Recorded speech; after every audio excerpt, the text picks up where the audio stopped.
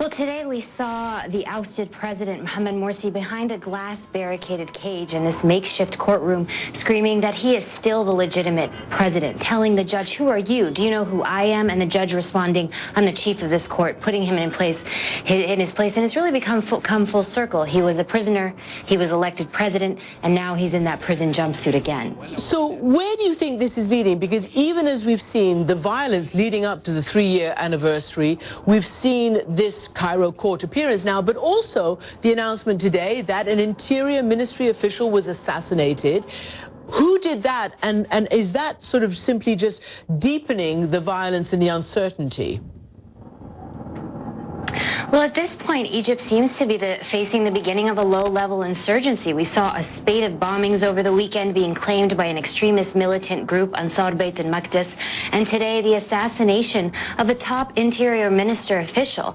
And so, this is all being blamed on the Muslim Brotherhood, but there's really little evidence that they're actually doing any of these attacks. These attacks are being carried out apparently by this group that's based in Sinai, and it's unclear if the state is ready for this scale of violence towards the police and the military here in Egypt.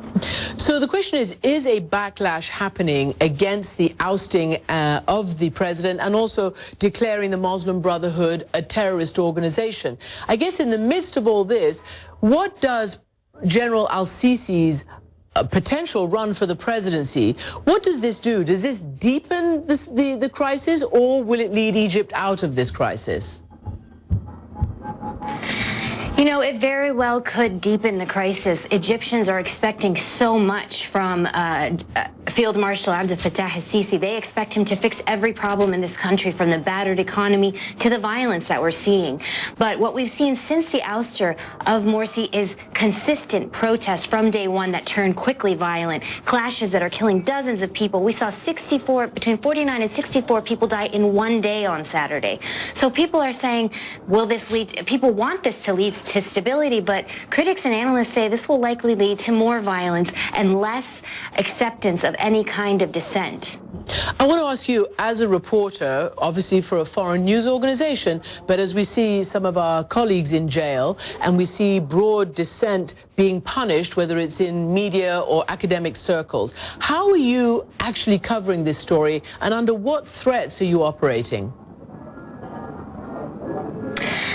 Well, there is an intense suspicion of the foreign media now. There's constantly on local television and state television foreign conspiracies that the United States, that Qatar, that Israel, that fill in the blank with a country is trying to destroy Egypt instead of dealing with the domestic issues. So when we go out to report, there are times that people view us with suspicion. There were a huge amount of attacks on foreign journalists on Saturday during the celebrations because people suspected journalists of being from Al Jazeera, the Qatari-funded network. And so it is getting harder to do our jobs because of that hostility. But also, it's really interesting to see these divisions. On Saturday, on one side, people are dancing, and you're standing there, and they're telling you what a great day it is, that this is a celebration of the future of Egypt, and they want Sisi to run for president. On the other side, you're standing with protesters who are coming under fire from security forces, saying that they want to change this back to a democratic path, saying this is not the way forward, bringing back a military regime.